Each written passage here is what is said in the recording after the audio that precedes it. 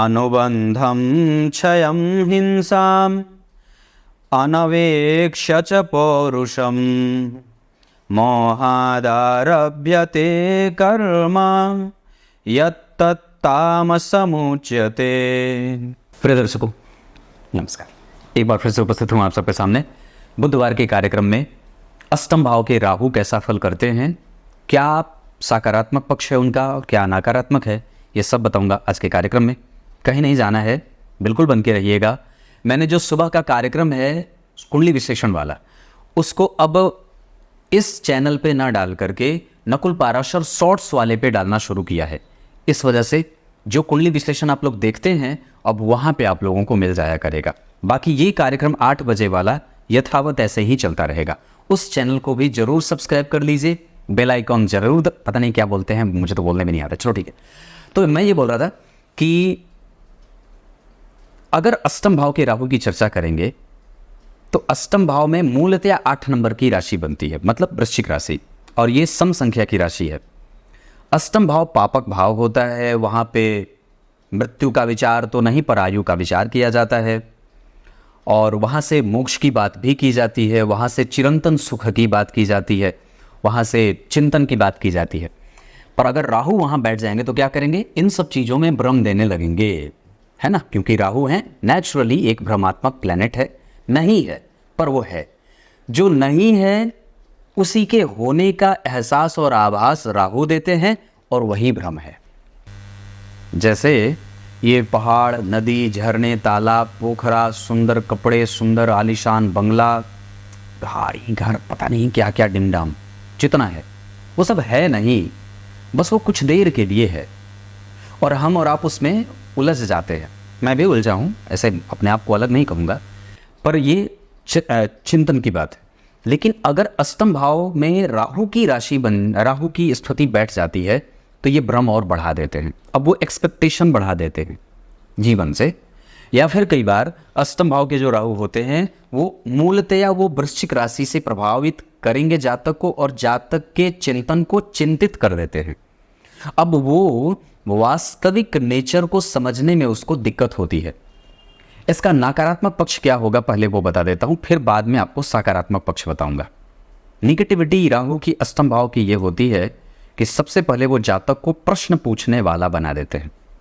अभी एक बात है, मेरे पास एक राजस्थान से कुंडली आई थी 2007 या 2008 की, वो जातक की कुंडली 2008 की थी और लड़का था, राहु उसके अष्टम भाव में बैठे थे, पर ज्योतिष का ज्ञान उसको इतना कि दांत खट्टे कर दे।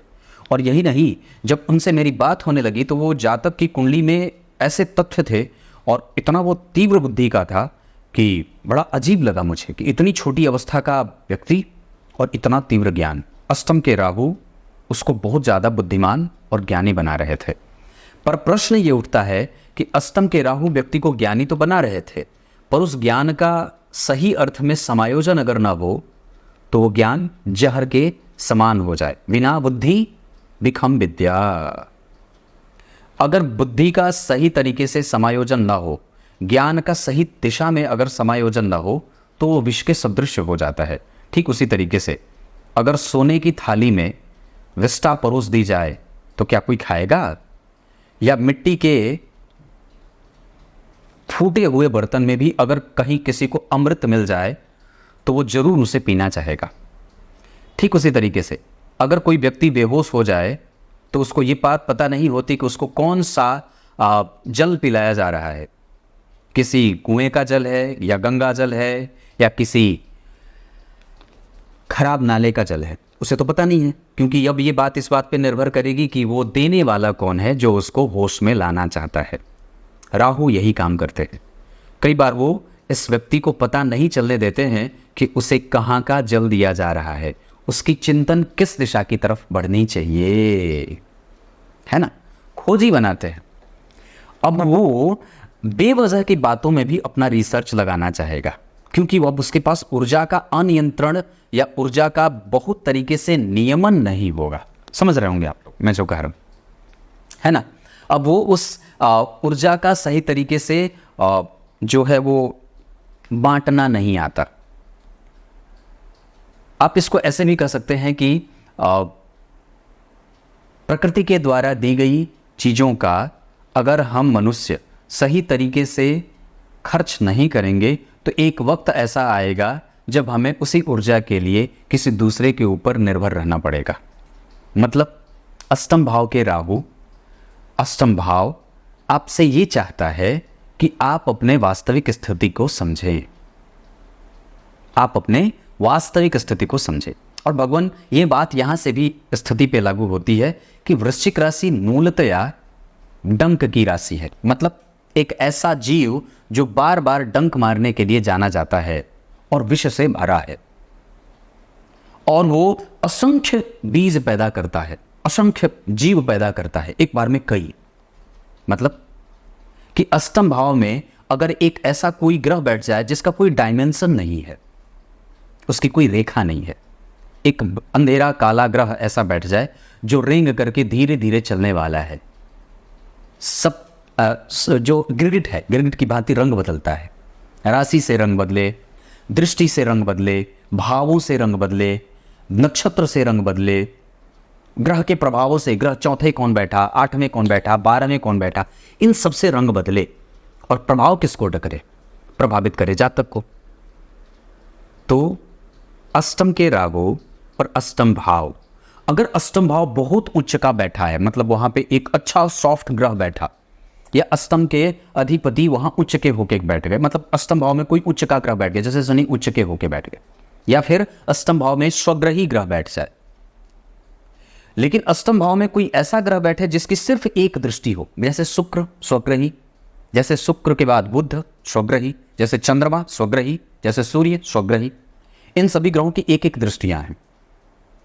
पर अष्टम भाव में अगर कोई ऐसा ग्रह बैठा है जिसके पास 3 से 4 दृष्टियां हैं, जैसे गुरु, जैसे मंगल, जैसे शनि, जैसे राहु, तो ये ग्रह क्या करेंगे कि अष्टम भाव में बैठेंगे, अपना घर तो ठीक कर लिया, पर बिगाड़ेंगे किसको, वहां से 5वें, वहां से 7वें, वहां से 9वें घर को बिगाड़ेंगे। ये बात कई बार जातकों को परेशान करने के लिए काफी होती है, क्योंकि अब वो जहां बैठेगा वहां पे भ्रमित कर रहा है और जहां देख रहा है उसको भी भ्रमित कर रहा है। इसीलिए अष्टम भाव को इल्यूजन का भी भाव कहा जाता है। वो भ्रम देता है, वो आपके जीवन में कई बार ये भ्रम दे देता है कि मेरे पास पैसे आए कहाँ से, और कई बार ये भ्रम दे देता है कि मैं इसे खर्च कहाँ करूं क्योंकि बहुत ज़्यादा है है ना। वो कई बार ये भ्रम दे कि आपको ये खर्च कहाँ करूं।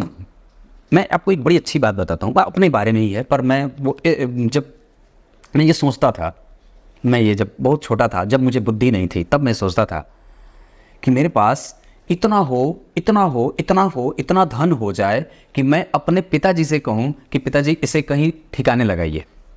मैं ऐसा सोचता था, मेरी ही बात है और ये झूठ नहीं है, सही बात है। जब मुझे ज्ञान नहीं था, जब मैं करीब वही कोई 7वें 8वें साल का, उससे थोड़ा ज़्यादा हो, तो इतना हो मेरे पास कि मैं ये कहूँ अपने पिताजी से, अपने पापा जी से ये कहूँ कि पापा जी इसको ठिकाने लगाइए, और वो फिर उधर से ये कहें अरे कैसे ठिकाने लगाऊं, ये बहुत ज़्यादा है। आप समझ रहे होंगे मैं जो कह रहा हूं। मतलब मुझे मेरी कुंडली के अष्टम भाव में केतु बैठे हैं और जन्म कुंडली के धन भाव में राहु शुक्र के संग बैठे हैं, उनकी 7वीं दृष्टि जन्म कुंडली के अष्टम भाव पे है। तो मैं ये बात अब सोचता हूं कि ऐसा मैं क्यों कहता था कि मेरे पास इतना आए, इतना आए, इतना ज़्यादा आए कि मैं खुद उसे संभालूं नहीं, मेरे परिवार के लोग संभालें। बात को समझने की बारी है। इतना आए कि मैं अपने गार्जियन से कहूं, जो मेरे गार्डियन हैं, वो उनसे कहूं कि आप इसे संभालिए क्योंकि ये मुझसे हो नहीं रहा, क्योंकि मैं उस प्रकृति का नहीं हूं कि मैं इसे ठिकाने लगा सकूं। तो फिर उधर से प्रत्युत्तर आए कि कैसे ठिकाने लगाऊं, ये तो बहुत ज़्यादा है, ये मेरे बस के बाहर की बात है। ये इसने विचार कहाँ से, ये इतने विचार क्यों आते थे? ये अष्टम भाव के राहु और केतु के प्रभाव के कारण आते थे। अब एक बात और भी है, अष्टम भाव के राहु जब जन्म कुंडली में बैठेंगे तो आपके 12वें भाव को देखेंगे। इसका अर्थ सीधा है कि अब व्यक्ति 12वें भाव पे जब उसकी दृष्टि पड़ेगी, मैं राशि को छोड़ रहा हूं, सिर्फ भाव पे बात करता हूं। अष्टम भाव से राहु बैठेंगे, 12वें को देखेंगे तो क्या देखेंगे? अब वो अपना धन और अपनी चीजें सिर्फ अपने तक ही सीमित न रखे, दुनिया भर के लोगों को देना चाहे। अब फिर यहां भ्रम ये उत्पन्न हो कि दो किसको, भ्रम फिर उत्पन्न करेंगे क्योंकि वो राहु की दृष्टि है। तो अब ये राहु फिर से भ्रम उत्पन्न करेंगे कि दूं किसको, क्योंकि समाज में तो बहुत सारे लोग हैं। तो अब आपके कुंडली के अष्टम भाव के राहु इस बात में कंफ्यूज करेंगे आपको कि मैं मम्मी को दूं, कि पिताजी को दूं, कि भाई को दूं, कि बहन को दूं, कि किसको दूं, आखिर ये धन किसको दिया जाए। मतलब क्या है कि अष्टम भाव के राहु ने पहले आपको खूब सारा दिया है, अब ये दिया क्या है, तो प्रश्न उठता है कि वहां से उसकी सातवीं दृष्टि जो है, पांचवी दृष्टि 12 में और सातवीं दृष्टि धन पे, तो क्या देगा, धन। क्योंकि वो जहां पे देखेंगे वहां से प्रभावित होकर के वहां से खींचेंगे अपनी शक्ति। तो धन भाव पे देखेंगे तो पहले वो पांचवी दृष्टि से ये तय करेंगे कि मेरे पास आएगा तो मैं यहां दूंगा, मतलब समाज को देना है, मुझे अपने तक ही उसे सीमित नहीं रखना है। उसके बाद उनकी सातवीं दृष्टि पड़ती है धन भाव पे, लेकिन धन भाव से सिर्फ धन ही नहीं देते, वो विचार में भी भ्रम पैदा करते। अब वो वहां से विचार में भी भ्रम पैदा करेंगे कि मुझे क्या पढ़ना है, मेरी नौकरी कैसी है, मेरे संबंध कैसे हैं, मेरा कुटुंब कैसा है, मेरी वाणी कैसी है, मेरे विचार कैसे बनते हैं। अब ये इन सभी चीज़ों में भ्रम पैदा करे, जो इनिशियल थॉट होते उस पे। और फिर उनकी नवी दृष्टि पड़ेगी जन्म कुंडली के चतुर्थ भाव पे, जो चतुर्थ भाव क्या है, मानसिक शांति। तो क्या करे, वो सबसे पहले आपके माताजी को रोग से युक्त बनाए। अब होगा क्या कि जब कभी जन्म कुंडली के अष्टम भाव में राहु बैठेंगे तो माताजी को जब से आपने देखा तब से वो छोटी मोटी बीमारियों से ग्रसित हैं, और तब से वो कुछ न कुछ दवाइयों से ग्रसित हैं। कोई ना कोई उनको बीमारी होती रही है, पर वो कोई बीमारी लंबी नहीं है, पर वो कोई ना कोई बीमारी है, चाहे कब्ज से संबंधित हो, चाहे मानसिक अवस्था हो, चाहे पति पत्नी के बीच का संबंध हो, चाहे आपके माता पिताजी के बीच का संबंध हो, वो थोड़ी बहुत वो जो है वो घर्षण होता रहता है। अष्टम भाव के राहु दिवालिया नहीं बनने देते, धनवान बनाते हैं।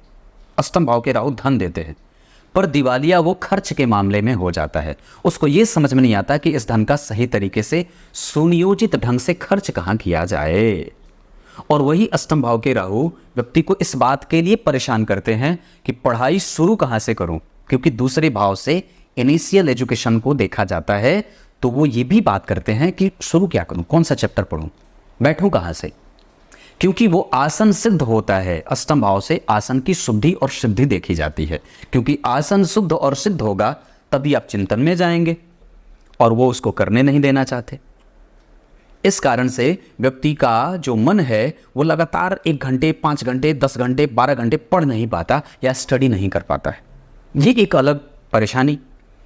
मतलब अष्टम भाव का राहु व्यक्ति को इतना दिमाग वाला बना देता है, उसके पास इतने सारे क्रिएशन होते हैं, उसके पास इतने सारे थॉट होते हैं, उसके पास इतना सारा लिखने को है, इतना सारा बोलने को है, कि जब तक उसे वो चरणबद्ध तरीके से प्रिपरेशन में नहीं जाएगा तब वो घोंच पोंच हो जाएगा। तब वो व्यक्ति को परेशान करेगा कि मैं कहाँ से शुरू करूं, क्योंकि दूसरा भाव, कहाँ खर्च करूं और कैसे बैठूं। तो ये आपको ये बता रहा है कि आपको अपने आप को कन्विंस करना है, दूसरे को नहीं, खुद को। मतलब अपनी ऊर्जा को, अपने व्यय को, अपनी बुद्धि को, अपनी क्षमता को, अपने विचारों को, सबको एकदम एस्टिमेटेड वे में खर्च करना है। और अगर ये नहीं होगा तो अष्टम के राहु विक्षिप्त कर देंगे, और ये विक्षिप्तता और भी तब बढ़ जाएगी जब जन्म कुंडली में चंद्रमा पहले से पीड़ित हो, हर्षित न हो, कलुषित हो, कठिन हो, कठोर हो या कष्ट में हो। आप समझ रहे होंगे। मतलब ये राहु का जो नेचर है वो टोटली इस बात पे निर्भर करेगा। तो किस बात पे? तो 2 बातों पे, एक अष्टमेश कहाँ बैठे और एक चंद्रमा कैसे हैं। आप जब कभी भी किसी भाव की तुलना करें, जब कभी भी किसी भाव को देखने चलें, उस भाव से चंद्रमा का संबंध अवश्य देखें। और चंद्रमा को पहले देख के बैठे। मैं प्रत्येक कुंडली में, आज तक मैंने जितनी कुंडलियां देखी हैं, सबसे पहले पंचांग में चंद्रमा देखता हूं।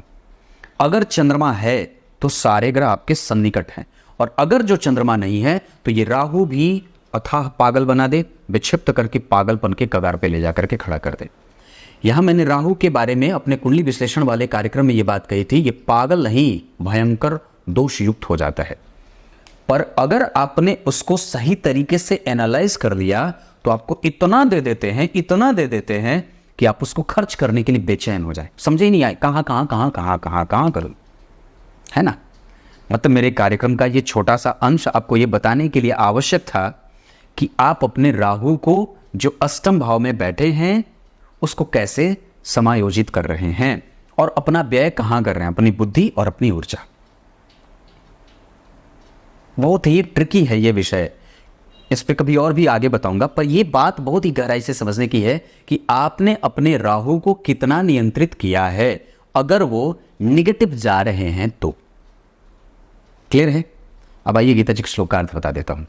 गीता जी के 18वें अध्याय के 25वें श्लोक में भगवान ने बात कही है, जो कर्म परिणाम को देख करके ना किया गया हो, जो हिंसा को देख करके ना किया हो, ये काम मैं कर रहा हूं तो कितने लोग हिंसा से ग्रसित होंगे, अगर मैं अपने धर्म का ही प्रचार कर रहा हूं तो उसमें कितने लोग हिंसा से युक्त होकर के, हिंसा कितने लोगों की हो रही है, चाहे विचारों की हो चाहे उसके शांति की हो। हिंसा मतलब कत्ल करना नहीं होता, हिंसा का मतलब उसको गर्दन से उड़ा देना नहीं होता है।